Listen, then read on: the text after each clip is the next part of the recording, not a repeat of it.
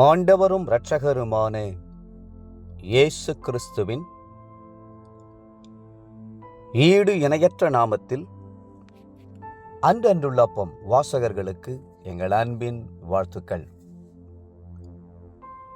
2024 ஆண்டு டிசம்பர் மாதம் 10ஆம் தேதி செவ்வாய்க்கிழமைக்குரிய தின தியானம்.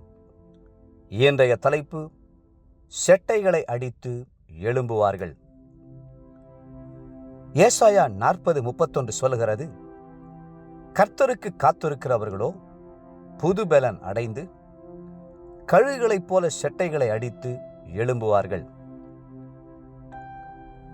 கர்த்தருக்கு காத்திருக்கிறவர்களுக்கு 2 ஆசீர்வாதங்கள் உண்டு. முதலாவது, அவர்கள் புது பலன் அடைவார்கள். இரண்டாவது, செட்டைகளை அடித்து எழும்புவார்கள். காத்திருத்தல் என்ற பதத்திற்கு கிரேக்க வேதாகமத்தில் காவா என்ற சொல் பயன்படுத்தப்பட்டிருக்கிறது.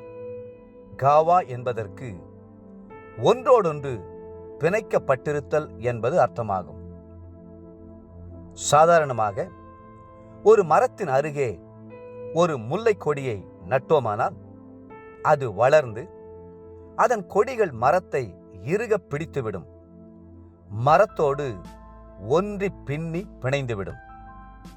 அதுபோல கர்த்தருடைய பாதத்தில் நாம் காத்திருக்கும் போது கர்த்தரோடு நம் ஆவியும் ஆத்துமாவும் இணைந்து விடுவதால் தேவ பலன் நமக்குள்ளே இறங்கி வரும். நாம் பலத்தின் மேல் பலனடைவோம். சிம்சோன் பாவத்தினால் தன்னுடைய பலனை இழந்தார். அவரைப் போல ஒரு பராக்கிரமசாலி இஸ்ரவேல் சரித்திரத்தில் எழும்பினதில்லை. தாயின் வயிற்றிலே கர்த்தருக்கென்று தெரிந்து கொள்ளப்பட்டு பிரதிஷ்டை செய்யப்பட்டு அபிஷேகம் பண்ணப்பட்டிருந்தார். அவருடைய பலனை குறித்து மகாபலம் என்று வேதத்தில் சொல்லப்பட்டிருக்கிறது. நியாயாதிபதிகள் 16:5. பெலிஸ்தியர் அனைவரும் பயத்துடன் அவனுடைய மகாபலம் எதனால் உண்டாயிருக்கிறது என்று கண்டுபிடிக்க முயன்றார்கள். ஆனால் அவர் பாவம் செய்து கொண்டே இருந்தபோது ஒரு நாள் கர்த்தருடைய ஆவியானவர் அவரை விட்டு விலகினார். சிம்சோனின் பலம் எடுபட்டு போயிற்று. பெலிஸ்தியர்கள் வந்து சிம்சோனை விலங்கிட்டு கண்களை குருடாக்கி மாவரைக்க செய்தார்கள்.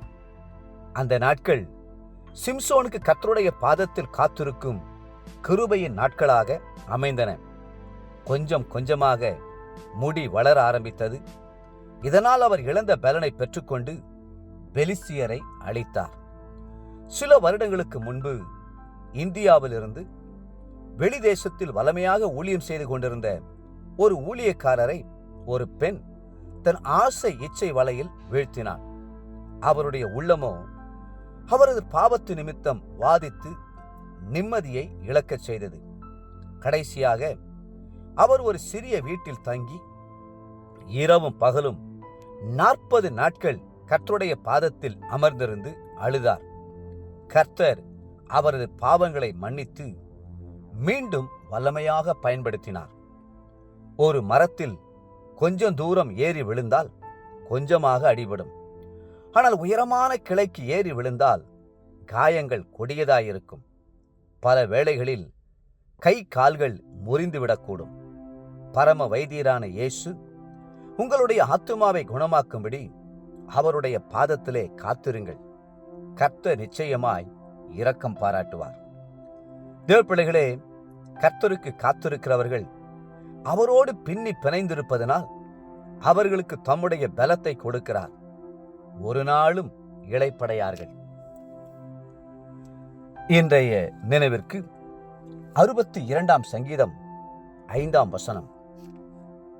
என் ஆத்துமாவே தேவனையே நோக்கி அமர்ந்திரு, நான் நம்புகிறது அவராலே வரும். இன்றைய வேத வாசிப்பு காலை ஓசியா 1, 2, 3 மற்றும் 4ஆம் அதிகாரங்கள். மாலை வெளிப்படுத்தின விசேஷம் 1ஆம் அதிகாரம். அன்புக்குரிய அன்றன்றுள்ள வாசகர்களே, மீண்டும் உங்களை வாழ்த்துகிறோம். கர்த்தருடைய சமூகத்தில் காத்திருங்கள். தேவனுடைய பலனை பெற்றுக்கொள்ளுங்கள். கர்த்தர் தாமே உங்களை ஆசீர்வதித்து மென்மேலும் உயர்த்துவாராக. ஆமென்.